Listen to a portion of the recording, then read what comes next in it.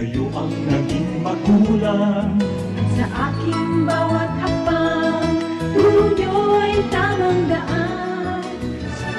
RPN Radio Philippines Network Radyo Ronda DZKI-IRIGA Member Kapisanan ng mga broadcaster ng Pilipinas. CNN Philippines R sa RPN DZKI-IRIGA alas 6 hasta alas 7 ng manggi, Lunes hanggang Biyernes. CNN Philippines R. Sa island, una nang sinabi ng Pangulong Bongbong Marcos na kailangan magpadala ng note verbal o isang diplomatic communication ang bansa sa China para klaruhin kung ano talaga ang nangyari. Narito ang report mula sa aming senior anchor, Pinky Webb. Nagpadala na ng note verbal ang Pilipinas sa China. Ito ang naging pahayag ni Foreign Affairs Secretary Enrique Manalo sa eksklusibong panayam sa programang The Source. Unang iniulat ng Philippine Navy na puwersahang kinuha ng Chinese Coast Guard ang isang unidentified floating object malapit sa Pag-asa Island. And the department has also taken action. We have issued a note verbal already seeking clarification from China on the incident. We, of course, have our own reports, but we would like to hear it from the side of China. And at the same time, we will continue monitoring this incident and we'll see what further diplomatic action might be needed. Pero ayon sa China, walang komprontasyong naganap kundi isang friendly consultation. Sa katunayan, nagpasalamat pa daw ang China sa Pilipinas. That's our intent in sending the note verbal. Of course, we stand by the statement of the Vice Admiral that we are taking that to heart, and that's why we have referred it, in effect, in the note verbal to that we are taking that to heart, and that's why we have referred it, in effect, in the note verbal to the China, and we'd like to see how they reply. Now, depending on how the reply comes out, then we will have to see what to do. Pinag-aaralan din daw ng DFA ang di umano'y narinig na pagsabog malapit sa Pag-asa Island ilang oras lang matapos ang naunang insidente. Of course, other issues or other incidents that related to that which arose could also be considered depending on the reply of we received from China. We're working step by step. We're trying first to seek China's clarification of the report we received from the Philippine Navy.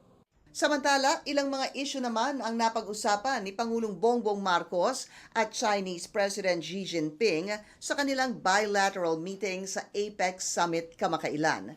Isa na rito ay ang pagpapatuloy ng usapin sa Code of Conduct sa South China Sea. Umaasa ang kalihim na matatapos ang usapin hinggil dito sa susunod na 2 hanggang 3 taon. The issue of the Code of Conduct was also discussed, and actually discussions or negotiations on a Code of Conduct for the South China Sea have been ongoing for a number of years already, 4 years now, and it's really been negotiations between the ASEAN, all the ASEAN member states, plus China. And both leaders reaffirmed their commitment to try and accomplish or conclude negotiations for an effective and substantive Code of Conduct as soon as possible. They will most likely continue again next year. Bahagyang natalakay din ang joint oil at gas exploration sa West Philippine Sea sa pagitan ng dalawang lider. Matatandaang na-terminate noong panahon ni dating Pangulong Rodrigo Duterte ang usapin sa joint exploration. Both leaders expressed their desire to continue discussions and negotiations or restart discussions and negotiations on oil and gas issues in the Philippines. That would include, of course, issues like development, etc. But it was at a very general level. Sumentro naman sa pagpapalakas ng ugnayan ng Pilipinas at Estados Unidos ang naging pagpupulong ni Pangulong Marcos at US President Joe Biden sa sidelines ng ASEAN Summit kamakailan. I thought it was fairly substantive given the time limits. And both leaders expressed their commitment to enhancing the Philippine-U.S. relationship in all of its aspects. That's economic, security, defense. And also they discussed similarly economic issues. Again, priority issues to the Philippines, such as agriculture, food security, climate change, clean energy, and promoting public-private partnerships. So I think it was also a fairly broad exchange, and it was clear the Philippines and the U.S. Are really committed to enhancing our relationship. Sa ngayon, wala pang kumpirmadong petsa kung kailan nakatakdang muling bumisita si Pangulong Marcos sa Estados Unidos. Dagdag pa ni Manalo, patuloy na isusulong ng Pilipinas ang independent foreign policy nito na friends to all and enemy to none. Pinky Webb, CNN Philippines. Nakapaghain na ang Pilipinas ng 189 diplomatic protests nitong taon. 61 dito ay inihain ng kasalukuyang administrasyon.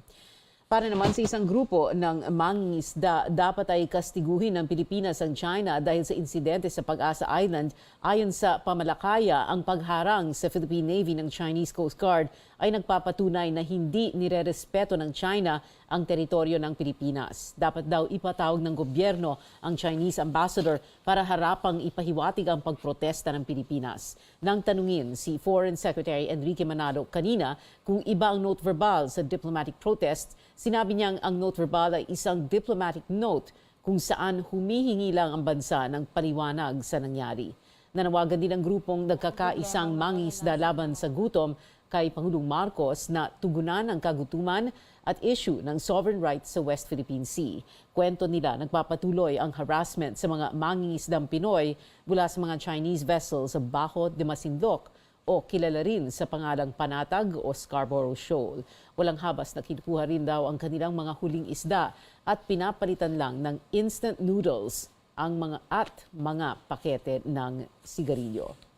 Lugi rin daw sila dahil mataas ang presyo ng krudo at gasolina. Binigyang diin naman ng Atin ang Pilipinas Coalition na dapat gumawa ang Administrasyong Marcos ng mga polisiya at mga batas na magpoprotekta sa mga mangingisda. Iniimbestigan pa rin ng Armed Forces ang nangyaring paghaharap ng ilang miyembro ng Philippine Navy at Chinese Coast Guard noong linggo. Una nang sinabi ng Western Command na magsusumite sila sa Miyerkules ng report ukol sa nangyari. Pero ayon kay AFP Chief Bartolome Vicente Bacaro, wala pang kumpletong report ukol dito. Sabi pa ni Bacaro, hindi naman nakasira ang insidente sa relasyon ng mga Pilipinong sundalo at Chinese Coast Guard. As of now, wala naman, but we are looking into the details of the investigation. We have requested the Defense Attaché of China to submit also sa atin kung how they see things, what happened in this area. Samantala, sinabi ni Navy Chief Toribio Adasi Jr. na hindi makakaapekto ang nangyari sa kanilang operasyon. We will continue with our mandate to protect our seas and littorals, and we will always seek the assistance of the appropriate government department to deal with foreign relations. Kanina ay formal na ngang naitalaga si Adasi bilang bagong Navy Flag Officer in Command. Nangyari ang seremonya kanina sa Navy Headquarters sa Maynila. Nangangamba ang Octa Research na muling sumipa ang COVID-19 cases sa Metro Manila matapos tumaas ang positivity rate noong nakaraang linggo. Pumalo sa 9.2% ang positivity rate nitong November 15 hanggang 22 mula 7.4% noong November 8 hanggang 15. Mas mataas ito ng mahigit 4% sa benchmark positivity rate ng World Health Organization na dapat ay mas mababa sa 5%. Paliwanag ni Octa Research Fellow Guido David, posibleng magkaroon ng panibagong wave ng COVID-19 infections kung hindi magbabago ang pagtaas ng kaso sa NCR. Kapareho raw kasi ito ng naobserbahan nila noong Hunyo kung saan tumaas ang positivity rate sa Kamaynilaan. Ang positivity rate ang bilang ng mga nagpositibo na sumailalim sa COVID-19 test. Ayon naman kay Health Officer in Charge Maria Rosario Vergere, hindi pa ganoon kalaki ang epekto ng pagtaas ng mga kaso ngayon sa NCR. Una nang nagbabala ang DOH na posibleng sumipa ang mga kaso dahil sa pagpasok ng holiday season. Meron ho tayong konting uptick ng cases, totoo po yan, pero it's not yet significant para magkaroon tayo ng pagbabago sa kahit na anong ginagawa natin sa ngayon. Ang ating mga kaso, bagamat na andyan, ang pinaka-importante sa atin, our hospitals are manageable. Dagsa ang mga pasyente sa National Kidney and Transplant Institute o NKTI sa Quezon City bunsod ng pagtaas mga kaso ng kidney disease pati na rin ang COVID-19. Alamin natin ang sitwasyon sa ospital mula kay Carrie Cator. Hirap nang tumanggap ng pasyente ang emergency room ng NKTI. Sagad na kasi ang pasilidad sa dami ng mga may sakit, yung iba dayo pa mula sa mga karatig probinsya. Karamihan sa mga pasyente ay nangangailangan ng dialysis. Ito yung procedure para sa mga may matinding sakit sa bato o kidney failure. Kaso, limitado lang ang kagamitan ng ospital. 62 dialysis machine lang daw ang meron ng NKTI at halos lahat may nakaschedule na. Kulang din ang mga blood donor para makapagsagawa ng dialysis. Ang pasyente, we ask them to go to Red Cross o Philippine Blood Center. Ikaw ba, meron ka bang at anytime, may blood donor ba sa family mo? Wala, di ba? Lalo na itong mga pasyente nito. Dapat i-strengthen din ang blood donation na hindi lamang din sa amin magre-rely. Taon-taon daw nadadagdagan ng 20,000 pasyente ang mga nangangailangan ng dialysis ayon sa NKTI. 3 beses itong ginagawa sa isang linggo, dahilan kung bakit naiipon din daw ang kidney patients sa ER. Dumadami rin ang mga nagkakasakit ng leptospirosis ngayong panahon ng tag-ulan. Sa pinakahuling datos ng Health Department, umakyat ang mga kaso sa halos 2,800, mas mataas ng higit kalahati noong 2021. Sumasabay pa ang pagsipa ng COVID-19 cases, kaya puno na pati ang mga ward. Ibang pasyente namin na akala mo kidney patient lang siya. Pag tinest namin ng COVID, meron pala silang COVID. Yan nga ang problema, na kapag nagtatagal ang mga pasyente dyan, maaaring mahalo sila, no? Hindi pa nila alam kung ano, may COVID ba itong katabi nila. Kaya lahat sila, pinitest namin. Gustuhin man daw ng NKTI na magbukas ng tent o temporary site para sa mas maraming pasyente, kulang na rin sila sa manpower. May chairs, may dialysis machines ang NKTI, pwede nating buksan yung kanilang gym para dito sa additional machines na gagamitin. Kailangan lang namin manpower. Meron tayong pondo para mag-hire, kaya lang sa ngayon medyo mababa ang turnout ng mga applicants. Aminado ang DOH na punot dulo ng problema ang kakulangan ng mga nurse. Nakikipag-ugnayan ngayon ng DOH sa mga ospital para sa referral ng dialysis patients mula NKTI. So we have mobilized Jose N. Rodriguez Hospital, yung Tala Hospital, at saka yung East Avenue Medical Center. Para kahapon na i-navigate na namin yung ibang pasyente sa kanila para matanggap yung mga kailangan mag-dialysis. Bukas din ang hotlines ng One Hospital Command ng DOH para sa mga nais humingi ng referral assistance. Carrie Cator, CNN Philippines.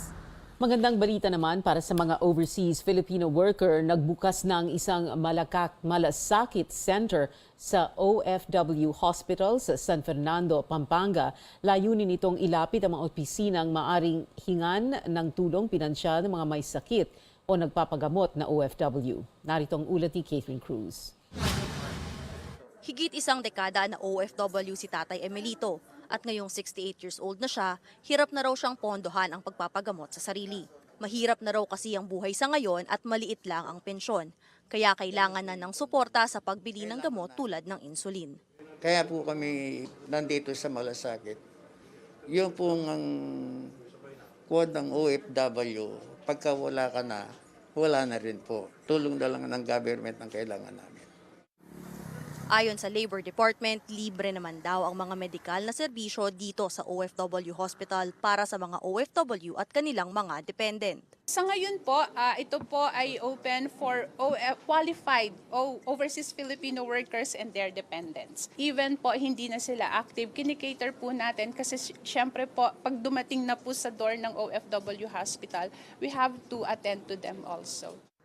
Pero kung hindi nakakayani ng ospital na gawing libre ang lahat ng serbisyo, tutulungan ng mga social worker mula sa Health Department, PhilHealth, Social Welfare Department at PCSO na humingi ang mga indigent OFW ng tulong pinansyal sa mga ahensya. Nagsimula raw sa 200 na pasyente ang naserbisyuhan ng OFW Hospital noong Mayo pero umaabot na sa 1,000 kada buwan ayon kay ASEC Rubia Tutay. Pakiusap naman ni Senator Bongo sa mga magseserbisyo sa Malasakit Center, unahin ang mga mahihirap na OFW na bigyan ng tulong. Binigyang diin naman ng Health Department na ang ganitong one-stop shop facility ay makatutulong sa mga OFW na makabawas sa financial burden na maaaring harapin kung magkasakit sila. Ang ating mga OFW, sila po yung heroes natin, and sila po kailangan nila ito not just for them but also for their dependents. Ang Malasakit Center kasi will be providing them yung ease po, yung tulong sa financial burden, especially kapag sila ay nagkakasakit. Dagdag pa ni Migrant Workers Secretary Toots Ople, nais nilang mapalawak ang mga serbisyo dito sa OFW Hospital tulad ng serbisyo para sa mga cancer at dialysis patients, pati na ang pagkakaroon ng OFW wing sa ibang mga ospital. Catherine Cruz, CNN Philippines. Susunod, alamin kung may aasahan nga bang 13th month pay ang mga manggagawa na kabilang sa mga micro, small at medium enterprises. 70 bangkay ng mga bilanggo ng New Bilibid Prison ililibing na bukas. Ang detalye sa pagbabalik ng Newsnight.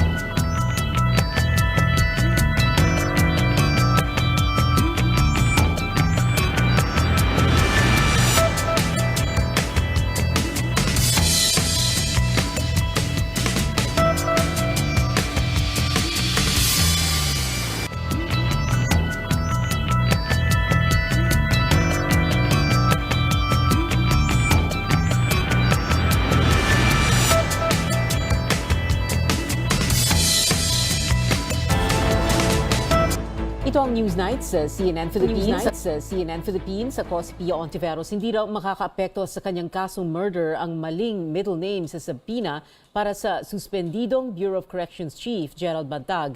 Sinabi ng kampo ni Justice Secretary Boying Remulla na naiwasto na ang maling middle name. Naipadala at natanggap na rin daw ito ng abogado ni Bantag na si Rocky Balisong. Una nang kinwestiyon ng kampo ni Bantag ang subpoena dahil sa maling middle name, baka raw kasi para sa ibang tao ang summons. Sa December 5 ang susunod na preliminary investigation kaugnay ng pagpatay sa radio broadcaster na si Percy Lapid. Ililibing na bukas ang 70 bangkay ng mga bilanggo ng New Bilibid Prison.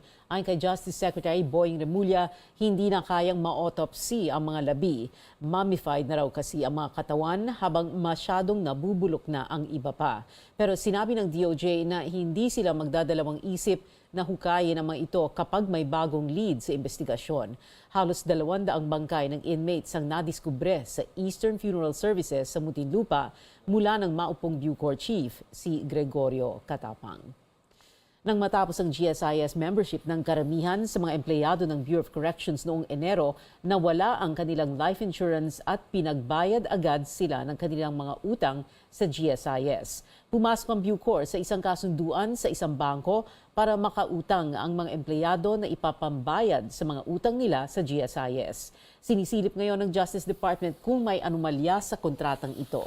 Narito ang detalye sa ikalawang bahagi ng special report ni George Cahides. Masama ang loob ni Senior Inspector Neil Buot nang malamang kailangan na niyang bayaran ng balanse ng kanyang loan sa GSIS nang matapos ang kanyang membership dito noong Enero.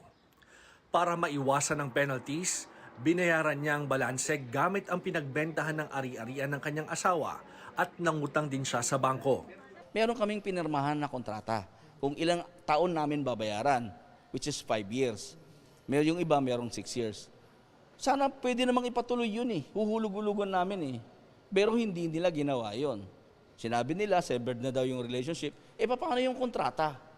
Paano yung contract na pinirmahan namin during our loan?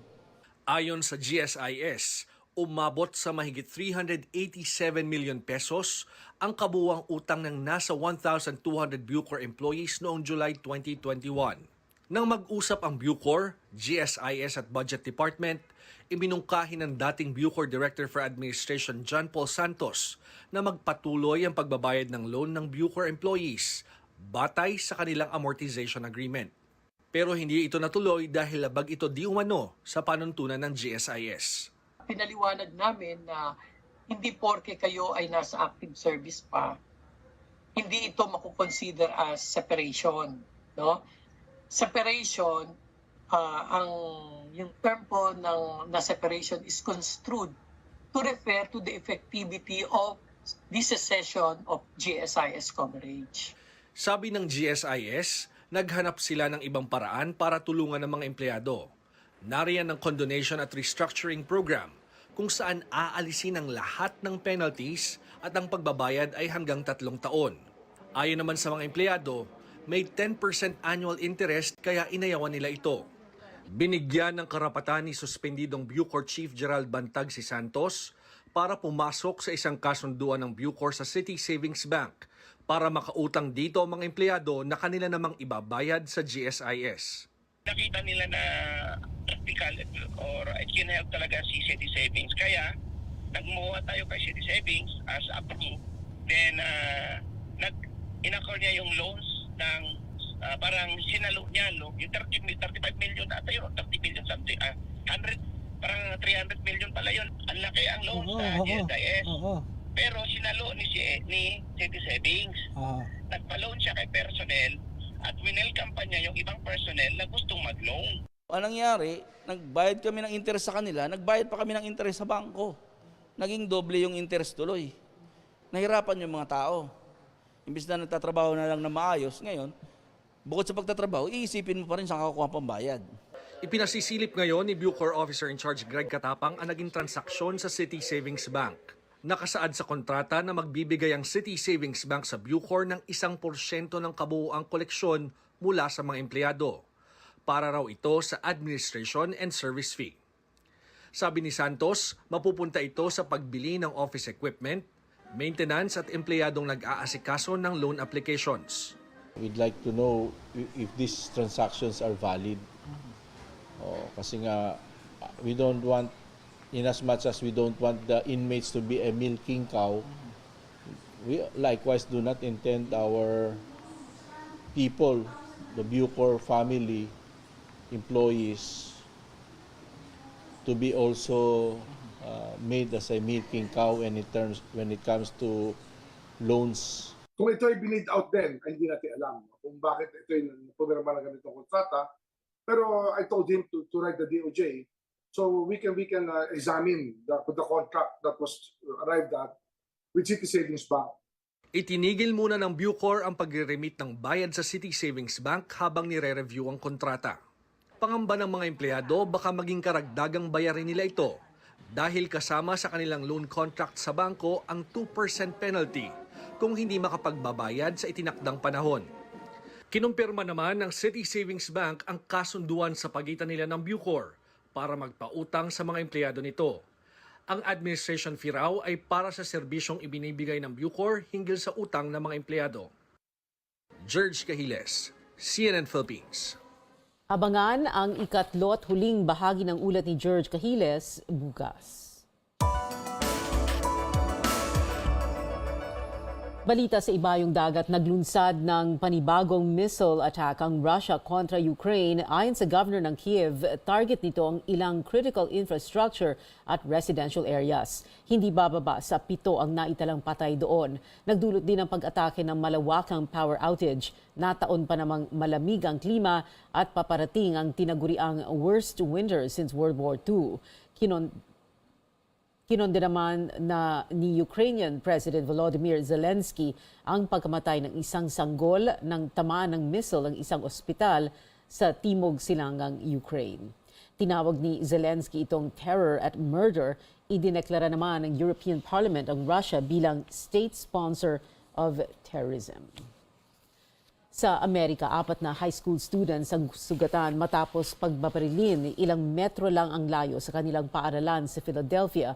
Ayon sa mga pulis, pauwi na sana mga mag-aaral ng Overbrook High School para sa Thanksgiving holiday nang paputukan sa intersection ng 60th at Oxford Streets. Ayon sa mga otoridad, sakay ng isang silver na SUV ang namaril sa grupo ng estudyante. Dinala na ang mga biktima sa ospital at stable na ang kondisyon. Sa China, bubuksan muli ang Shanghai Disney Resort matapos isara ng 3 linggo dahil sa COVID-19 measures. Ayon sa pamunuan ng theme park, bubuksan nila ang parke sa Biyernes pero limitado lang ang kapasidad. Magpapatupad pa rin ang health protocols at pili lamang ang atraksyon, live entertainment at restaurants. Dapat magpresenta ng 72-hour negative PCR test ang mga bibisita. Isinara ang Disneyland noon pang October 31 dahil sa pagsipa ng mga kaso ng COVID-19 sa China. Abangan, trending ang big wins nitong P-pop sensation sa Awit Awards ngayong taon. Alamin kung ano-anong parangal ang inuwi ng SB19. At pasok na ang Ateneo Blue Eagles sa Final Four ng UAAP Men's Basketball. Yan at iba pang update sa Liga mamaya sa Newsnight.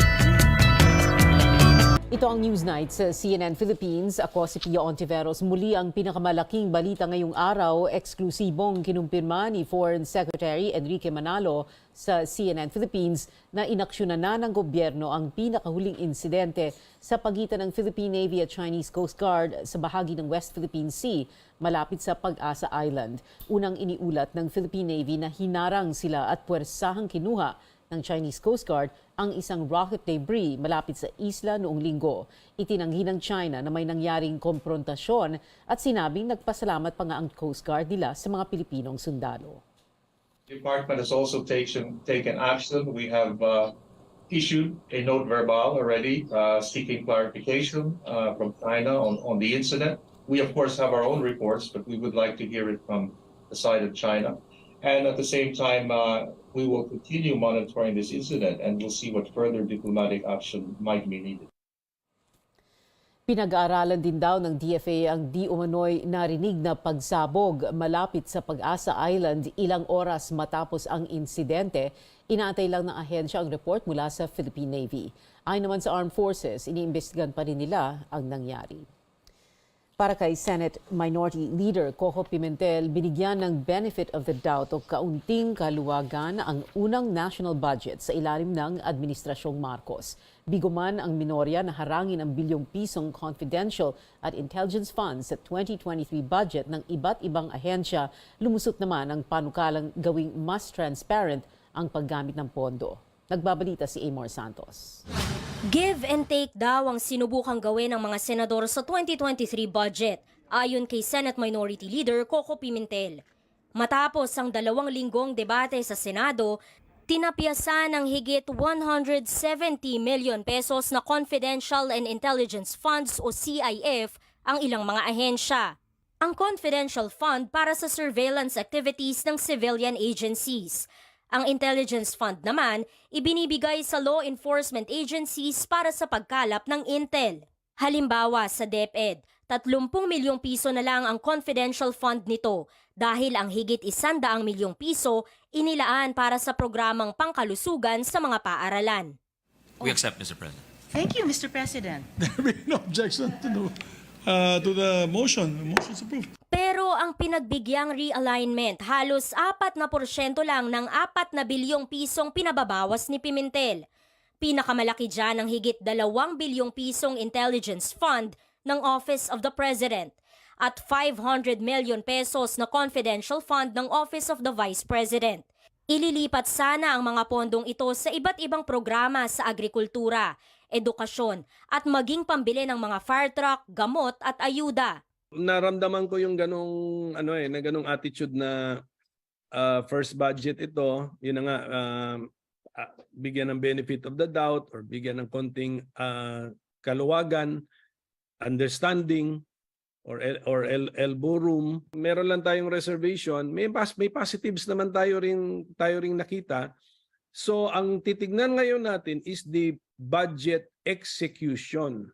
Sa plenary session noong Miyerkules, lumusot ang panukala ng minorya na obligahin lahat ng mga ahensyang may confidential fund na magsumite sa Kongreso ng work plan para maging transparent kung saan ilalaan ang pondo. Inaprobahan din ang amendment kung saan ang quarterly report hinggil sa accomplishments ng Intel Fund ibibigay na rin sa Kongreso sa halip na sa Pangulo lamang. Sa huli, Commission on Audit ang huhusga kung tama ang paggamit ng mga ito. Ang problema, nakikita ni Pimentel na magiging issue muli ang bultuhang CIF sa mga susunod na taon. Kaya tuloy daw ang laban ng minorya. Prediction number 1, si OBP hihingi ulit ng 500 million confidential fund. O di na-start na yung practice, di ba? Tuloy-tuloy na. O di number 2, yung listahan ng mga binibigyan ng confidential fund, baka dumami pa. Sabi ko nga kay Senator Risa, we will even be better next year. Bukas magsisimula ang pagpupulong ng Bicameral Conference Committee kung saan dedepensahan ng mga kinatawan ng Senado at Kamara ang kani-kanilang bersyon ng panukalang 5.268 trillion pesos na national budget para sa susunod na taon. Amor Santos, CNN Philippines. Umiiral pa rin ang Intertropical Convergence Zone sa ilang bahagi ng bansa. Ito ang magpapaulan sa Southern Mindanao. Makakaranas din ng pag-ulan ng iba pang bahagi ng bansa dahil sa localized thunderstorms, partikular sa Northern at Central Luzon. Mangyayari ang pag-ulan tuwing hapon o gabi. Wala namang binabantayang sama ng panahon o bagyo sa loob ng Philippine Area of Responsibility. Nanawagan ang ride-hailing firm na Move It na magpasa na ang Kongreso ng batas na gagawing legal ang operasyon ng motorcycle taxi sa bansa. Kasunod niya ng pagtalakay ng House Committee on Metro Manila Development sa kaligtasan ng mga motorsiklo bilang pampublikong transportasyon. Sabi ni Move It Chairman Francis Juan, dapat aksyonan na ito ng Kongreso para makinabang ang mga rider at commuter. Sinigundahan yan ng ride-sharing giant na Grab Philippines. Ayon sa Grab, ang pag-institutionalize sa motorcycle taxi ay, quote, win-win solution para sa lahat ng stakeholders. Dagdag pa ng kumpanya, kung darami ang industry players, mas magiging masigla ang kompetisyon at gaganda ang kanilang serbisyo. Matatanda ang binili ng Grab PH ang Move It noong Agosto, 3 taon na nang payagan ng gobyernong ilang motorcycle taxi firms na mag-operate sa isang pilot study. Susunod, Dimples Romana nakita ng personal ang K-pop superstar na si Song Joong Ki. At makakabalik na kaya sa Japan B-League action si Dwight Ramos matapos magkaroon ng ankle injury. Manatiling nakatuto dito lang sa CNN Philippines.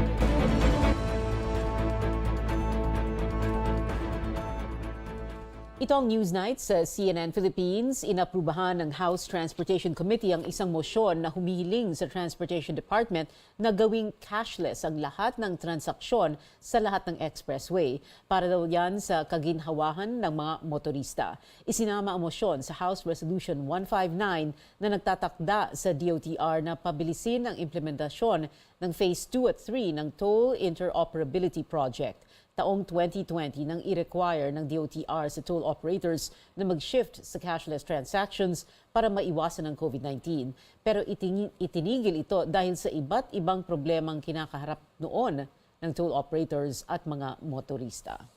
The expectation that you want to have a fast-tracking movement going to the airport, there are motorists that are paying in cash. So problema, walang change, walang ano. So instead of mabilisan yung pag-ano natin, movement, nagiging mabagal. Sumang-ay naman ang tollway operator SMC SLEX na bumabagal ang trapiko sa mga toll booth kung nagbabayad ng cash. We have been pushing for the cashless situation for such a long time. We would like this to be implemented as soon as possible. Paalala ng Labor Department, nasa batas na dapat magbigay ng 13th month pay ang mga employer sa kanilang mga empleyado, pero para sa ilang negosyante, mahirap itong mangyari dahil ngayon pa lang sila nakakabangon sa pandemya. Malabo rin sa DOLE kung maibibigay nila ang subsidy o tulong pinansyal para sa mga micro, small at medium enterprises o MSMEs. Wala pa po akong update dyan dahil nung nakaraang taon po, kung maalala po ninyo, nagtulong po ang DOLE at ang DTI, DTI, na nagkaroon po ng parang loan facility ang ating DTI po para po doon sa payment ng 13th month pay. Kung sakaling matutuloy ang 13th month pay subsidy, paalala ng ahensya, dapat maibigay ito bago dumating ang December 25.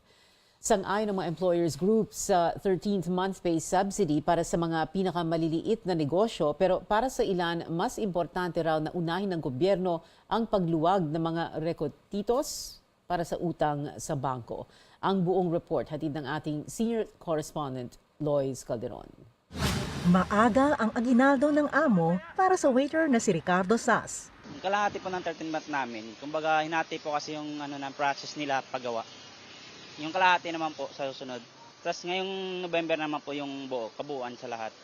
Ang barbershop manager na si Kors, sigurado ding darating ang 13th month pay bago magpasko. Bago magpasko o second week ng December, masaya kasi makakatulong sa family. Pareho sila may 13th month pay kahit nung 2021 pa dahil ang employer nagsikap daw ihanap sila ng pampasko. Maswerte kami kasi dahil kahit paano hindi niya pa rin iniisip yung sarili niya, iniisip niya yung mga staff niya para makatulong din siya. Nasa batas ang 13th month pay, pero dahil nga tumamlay ang negosyo dahil sa pandemya, pinag-aaralan ng gobyerno ang pagbibigay ng subsidiya para sa mga micro and small and medium enterprises. At dahil unti-unting sumisiglang muli ang ekonomiya, madaming negosyo ang bumangon na. Ayon sa Philippine Chamber of Commerce and Industry, yung pinakamaliliit na negosyante ang kailangang tulungan. Our worry really are the micro companies. Unfortunately, 90% of our enterprises are micro companies. 50% of them closed down during the pandemic. Ayon naman sa Federation of Filipino-Chinese Chambers of Commerce and Industry, kaya ng mga miyembro nitong magbigay ng aginaldo. I think our member actually is not in dire need of that subsidy actually, because most of our members, of course, are respected businessmen and they can really look up for their own. Hindi ayuda kundi pagluwag ng rekotitos para sa utang sa bangko o access to credit ang dapat daw unahin ng gobyerno. Yan ay sa gitna ng pagtaas ng interest rate o yung interest na ipinapataw sa utang. The government should download liquidity. By liquidity, it means that the bank should really relax their credit so that they could really make use of the credit to expand their business, to produce more. And if they produce more, they will be needing more labor. Sa gitna man ng pagtaas ng presyo ng bilihin, dahil sigurado ang marami sa pagdating ng 13th-month pay, may haing Noche Buena bilang pasasalamat, anuman ang pinagdaanan sa lilipas na taon. Lois Calderon, CNN Philippines.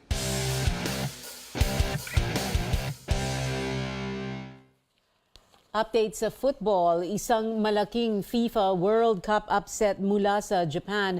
Pinabagsak ng koponan ng four-time World Cup champion na Germany for the first time, 2-1 sa pagalawang half ng Group E match. Nakakuha ng goal sina Ritsu Doan at Takuma Asano para manguna ang Japan sa laro. At syempre, tuwan-tuwa ang fans ng Japan kaya napuno ang ilang lansangan sa Tokyo ng mga nagdiriwang na supporters matapos ang game. Winasak naman ng Spain ang Costa Rica sa kanilang laro 7-0 at sa 74th minute nagawa ni Gavin maging pinakabatang Espanyol na makascore sa World Cup sa edad na 18. At sa una nilang match sa loob ng 36 na taon, natalo ang Canada kontra Belgium 1-0. May 14 na shots ng Canadian team sa Belgian goal sa unang 45 minuto pero hindi sila nakapag-breakthrough.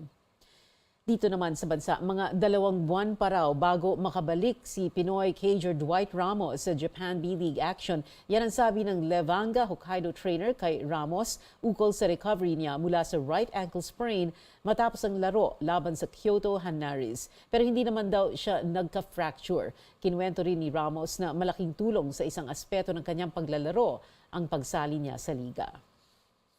The improvement in defense is definitely coming from playing in the B League because a lot of times I have to guard the import the import guards that they have, or they're the best Japanese player on the other team. That's usually my assignment, and it's pretty physical here in Japan, and so I'm kind of used to that, and I've learned how to play like physical defense without fouling. Dagdag pa ni Dwight, tinutulungan daw siya ng kanyang teammates habang nagpapagaling. At sa UAAP, nalagpasan ng Ateneo Blue Eagles ang UE Red Warriors sa isang overtime thriller para makamit ang Final Four seed. Ang final score, 69-66. Isang clutch performance mula kay Ateneo top scorer Dave Ildefonso matapos niyang matay ang laro sa 62 points sa pamamagitan ng three-pointer. At nananatiling sa tuktok ng standings ang UP Fighting Maroons na nagwagi kontra UST Growling Tigers 78-60. Nanguna si Carl Tamay ng UP na may 19 points sa 17 minutes lang na paglalaro. May pag-asa pa rin para sa Final Four naman ang Adamson scoring Falcons matapos nilang talunin ang FEU Tamaraw 75-70. At pinalakas ng De La Salle Green Archers ang kanilang bid para sa Final Four spot nang magtagumpay sila laban sa NU Bulldogs 63-58. Dahil dito, natapos din ang 4-game winning streak ng Bulldogs. Women's basketball naman eyes on the prize pa rin ng De La Salle Lady Archers na bonus lang ang turing sa pagwakas nila sa historic 108 win streak ng NU Lady Bulldogs. Ayon kay La Salle head coach Cholo Villanueva, may iba silang goal para sa playoffs. Anya, darating din ang panahon na bawat streak ay mawawakasan pero NU raw talaga ang may best women's program sa bansa. We're not even thinking about beating that streak. We just wanted to have a twice the beat advantage in the Final Four. So that was really the goal. We tried to be at par with their program, and I think we're just moving towards the right direction. Matatapos ang elimination round campaign ng La Salle sa laban kontra UE ngayong Sabado. Sa entertainment, binigyan ng parangal ng CMMA ang Holy Week show na ipinalabas dito sa CNN Philippines na Gabay sa Pagiging Santo. Ang balitang yan at iba pang showbiz updates ihatid sa atin ni Sam Sadwani. Sam. Isang Holy Week show na inere sa CNN Philippines ang tinanghal na Best TV Special sa kakatapos lang na Catholic Mass Media Awards. Ito ang Gabay sa Pagiging Santo, kung saan tinalakay ang mahaba at komplikadong proseso upang maging santo. Kapwa binigyang parangal ng CMMA ang CNN Philippines at Jesuits Communication. Binigyang diin ni Manila Archbishop Jose Cardinal Advincula ang importansya ng ganitong uri ng pagkilala upang paigtingin ang kahalagahan ng katotohanan sa gitna ng paglaganap ng fake news ngayon. I'm so happy that we have this Catholic Mass Media Awards in order to acknowledge the achievements in the field of mass media of our brothers and sisters who actually are trying to uphold the Catholic values and also to always convey to us what is true. Because in the presence of so many influencers around us, we can sometimes be misled. That is why it's good that there are people are working for this kind of endeavor. We are blessed to be given the chance to hold an event such as this again. It is an amazing feeling that we are able to enjoy each other's company as we honor tonight's outstanding communicators in various fields. Ipapalabas ang full ceremony ng 44th Catholic Mass Media Awards dito sa CNN Philippines sa December 4, alas 10 ng gabi. P-pop group na SB19 big winner sa ginanap na Awit Awards kagabi. 7 awards ang nakuha ng grupo, kabilang ang Most Streamed Song, Best Vocal Arrangement at Best Performance by a Group Recording Artist para sa kantang Mapa. SB19 din ang nanalo ng Best Pop Recording at Best Dance Recording naman para sa kantang Bazinga. Hindi naka-attend ang grupo sa Awit Awards na ginanap sa Newport Performing Arts Theater sa Pasay City dahil kakarating lang nila sa bansa galing sa kanilang US tour.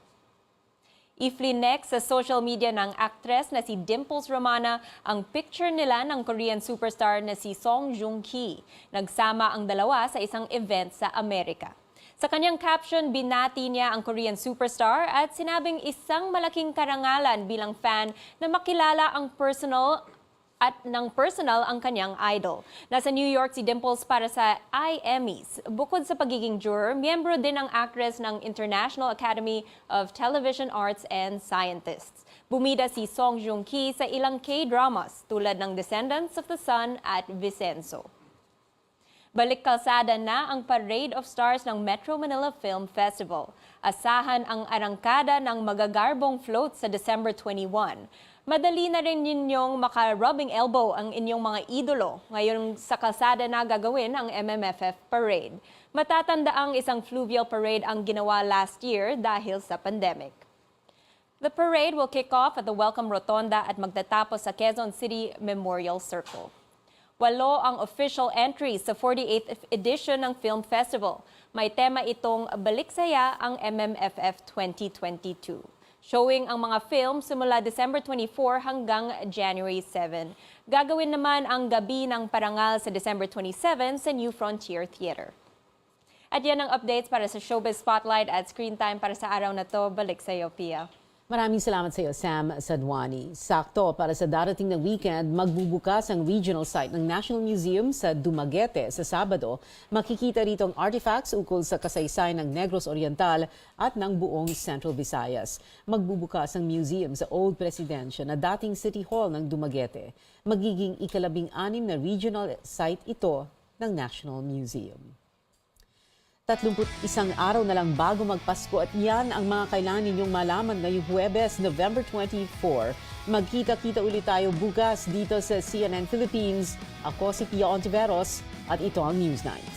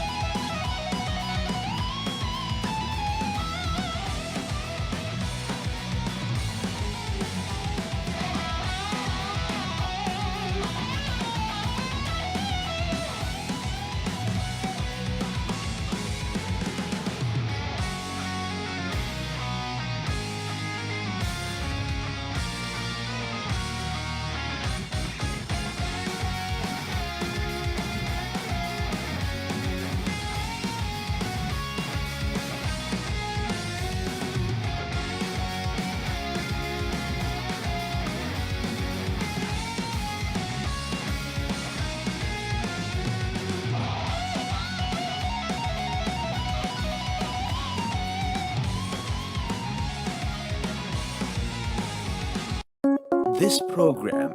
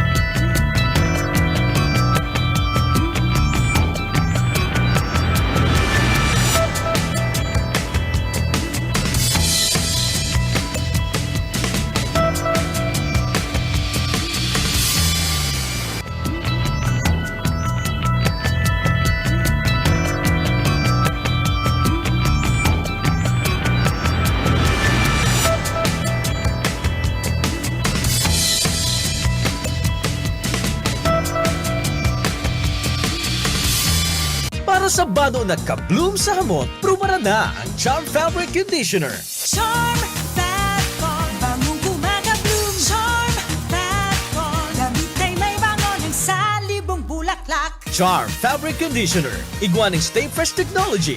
Bado mo, ka-bloom sa hamot.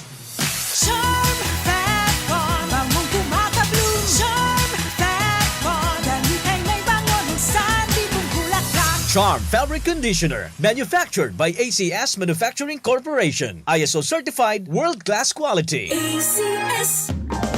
Sa Pride Antibac Detergent, malinig ang labada. Knock out ang bacteria. Stop ang germs sa Pride with Antibac.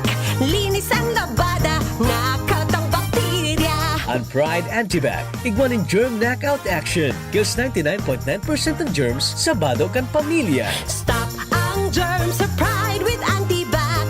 Linis ang labada, knockout ang bakterya.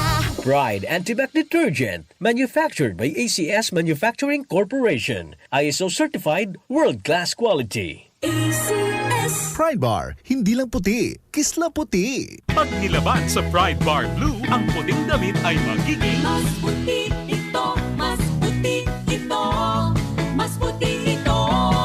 sa Pride Bar Blue. Pwedeng hindi na ako magtina, anyel o bleach dahil ang Pride Bar Blue ay may power whitener na nanunuot sa bawat hibla. Kaya ang damit ay kisla puti at panayan pa sa kamay. Mas puti ito, mas puti ito, mas puti ito. Pride Bar Blue with power whitener. Di lang puti, kisla puti. Pride Bar Blue. Manufactured by ACS Manufacturing Corporation. ISO certified. World-class quality. ACS. Sa panahon ngayon, kau ba'y sigurado? Kau ba'y protektado? Ang pamilya ay i-shield mo. Laban sa bakterya, I-shield mo. laban ng pati virus, I-shield mo. Shield That Soap. Patay ang 99.9% of bacteria and virus tested. Bilib ang mga eksperto sa Philippine Nurses Association. sa sakit protektado, I-shield mo. pamilya'y protektado, I-shield mo. Shield That Soap. Manufactured by ACS Manufacturing Corporation. ISO certified world-class quality. ACS. Ang buhay ay masaya pag ang hugasin ay easy, lalo na sa masebong kaldero at kawali. Kaya mag-Smart Dishwashing Paste. Pang heavy-duty hugasin. Ang galing, galing, galing. Smart. Yan ang Smart Dishwashing. May double tanggaling formula. Tanggal galingan sebo at bakterya. Kaya ang Smart #1 Dishwashing Paste. Ang galing, galing, galing. Smart. Yan ang Smart Dishwashing. Smart Dishwashing Paste. Manufactured by ACS Manufacturing. ISO certified. World-class quality. ACS. Para di madaling masira ang ngipin ng pamilya, ngayon pa lang. Unique toothpaste for brushing every after kumain. Dahil ang unique toothpaste, may Max Protect formula. Ngipin ay Max Alaga, Max Protektado pa. Helps stop cavities even before they start, while keeping breath fresh with regular use. Unique toothpaste for brushing, para siguraduhin ngipin ay Max Alaga, Max Protektado pa. Unique Max Alaga, Max Protektado with unique toothpaste maximum fluoride protection. Manufactured by ACS Manufacturing. ISO certified world-class quality. ACS. Boom, papaya, white rose papaya, yeah, yeah, yeah. Boom, puti ka in 7 days, oh yeah, yeah, yeah, yeah, yeah, yeah. White rose papaya. New White Rose Papaya. Iguaning double whitening and papaya extract as in vitamin B3. Clinically proven man magpaputi in as early as 7 days with regular use. Puti ka, white rose papaya, yeah, yeah, yeah, yeah, yeah. Papaya puti, papaya fast. White Rose Papaya with vitamin B3. Manufactured by ACS Manufacturing Corporation. ISO certified world-class quality. ACS. For everything that's true, count on GS and Blue. Let true things come your way, yeah. In your life you have a say. So choose what you Sa bagong barkada, GS and Blue ang kasama. We choose GS and Blue. Choose what's true. Okay lang to make mistakes. Kung sa sarili, totoo at hindi fake. Dahil ito ang GS and Blue. Drink responsibly. A first on radio, DZKI-IRIGA welcomes CNN Philippines to bring you the latest. News you can use, news you can trust. Listen to Newsnight, weekdays, 6 p.m. We now go above and beyond the headlines. Followed by Med Talk, Health Talk. We'll talk about how to keep ourselves healthy during the pandemic. Politics as usual. In this country, not everything really goes according to plan, and politics is, as usual, Up close and more. Catch CNN Philippines Hour on DZKI-IRIGA. Weekdays, 6 to 7 p.m. Pakinggan po natin itong caller na may problema sa mata. Ako si Merlinda Uyan. Nagkaroon ako ng diabetes. Doon ko nakuha ang panlalabo sa aking mga mata dahil sa sobrang taas ng blood sugar ko. So pag inom niyo po nitong iBerry, hindi ako nagkaroon ng operation. Lahat-lahat yung paningin ko malinaw na malinaw. Subukan ang pinakabagong iBerry Gold na may 10 mg na lutein at mas mura sa ibang brand. Ang iBerry Gold ay mabibili sa mga suking butika. Ahoy! Kidney Care time! Maikwento niyo po paano kayo natulungan ng Kidney Care at yung karamdaman niyo ho. Ako po si Marian De La Rosa, 24 years old. Noong 2020, biglang sumakit yung tagiliran ko at nahirapan din akong umiihi. Ah, ganun ba? Kaya sinubukan ko yung Kidney Care. After 3 days, nag-effect siya sa akin. Okay, so kumusta naman kayo ngayon? May naitulong po ba ang Kidney Care? Nawala na yung sakit sa tagiliran ko at nawala na ang aking UTI. Maraming salamat sa Kidney Care. Para sa bado na ka-bloom sa hamot, prumara na ang Charm Fabric Conditioner. Charm Fat Con, bangong kumaga-bloom. Charm Fat Con, damit ay may bangon ng salibong bulaklak. Charm Fabric Conditioner. Iguaning Stay Fresh Technology. Bado mo, ka-bloom sa hamot. Charm Fat Con, bangong kumaga-bloom. Charm Fat Con, damit ay may bangon ng salibong bulaklak. Charm Fabric Conditioner. Manufactured by ACS Manufacturing Corporation. ISO certified world-class quality. ACS. Sa Pride Antibac Detergent, malinig ang labada. Knock out ang bacteria. Stop ang germs sa Pride with Antibac. Linis ang labada, knockout ang bakterya. Ang Pride Antibac, iguaning germ knockout action. Kills 99.9% ng germs sa bado kan pamilya. Stop ang germs sa Pride with Antibac. Linis ang labada, knockout ang bakterya. Pride Antibac Detergent, manufactured by ACS Manufacturing Corporation. ISO certified world-class quality. ACS. Pride Bar, hindi lang puti, kisla puti. Pag nilaban sa Pride Bar Blue, ang puting damit ay magiging Mas puti ito, mas puti ito, mas puti ito. sa Pride Bar Blue. Pwedeng hindi na ako magtina, anyel o bleach dahil ang Pride Bar Blue ay may power whitener na nanunuot sa bawat hibla. Kaya ang damit ay kisla puti at panayan pa sa kamay. Puti ito, mas puti ito, mas puti ito. Pride Bar Blue with power whitener. Di lang puti, kisla puti. Pride Bar Blue. Manufactured by ACS Manufacturing Corporation. ISO certified. World-class quality. ACS. Sa panahon ngayon, kau ba'y sigurado? Kau ba'y protektado? Ang pamilya ay i-shield mo. Laban sa bakterya, I-shield mo. laban ng pati virus, i-shield mo. Shield Bath Soap. Patay ang 99.9% of bacteria and virus tested. Bilib ang mga eksperto sa Philippine Nurses Association. Sa sakit protektado, I-shield mo. pamilya'y protektado, i-shield mo. Shield Bath Soap. Manufactured by ACS Manufacturing Corporation. ISO certified world-class quality. ACS. Ang buhay ay masaya pag ang hugasin ay easy, lalo na sa masebong kaldero at kawali. Kaya mag-smart dishwashing paste. Pang heavy-duty hugasin. Ang galing, galing, galing. Smart! Yan ang smart dishwashing. May double tanggaling formula. Tanggal galingan sebo at bakterya. Kaya ang Smart #1 dishwashing paste. Ang galing, galing, galing. Smart! Yan ang smart dishwashing. Smart dishwashing paste. Manufactured by ACS Manufacturing. ISO certified. World-class quality. Para di madaling masira ang ngipin ng pamilya, ngayon pa lang, Unique toothpaste for brushing every after kumain. dahil ang unique toothpaste, may Max Protect formula. Ngipin ay Max Alaga, Max Protektado pa. Helps stop cavities even before they start, while keeping breath fresh with regular use. Unique toothpaste for brushing para siguraduhin ngipin ay Max Alaga, Max Protektado pa. Unique. Max Alaga, Max Protectado with unique toothpaste maximum fluoride protection. Manufactured by ACS Manufacturing. ISO certified world-class quality. ACS. Boom, papaya, white rose papaya, yeah, yeah, yeah. Boom, puti ka in 7 days, oh yeah, yeah, yeah, yeah, yeah, yeah.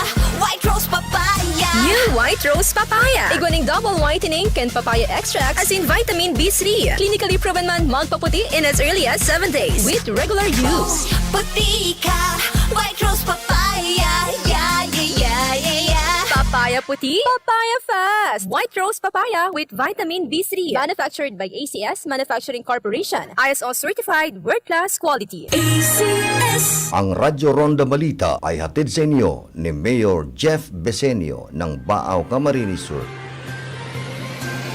CNN Philippines are sa RPN DZKI-IRIGA alas 6 hasta alas 7 ng manggi, Lunes hanggang Biyernes.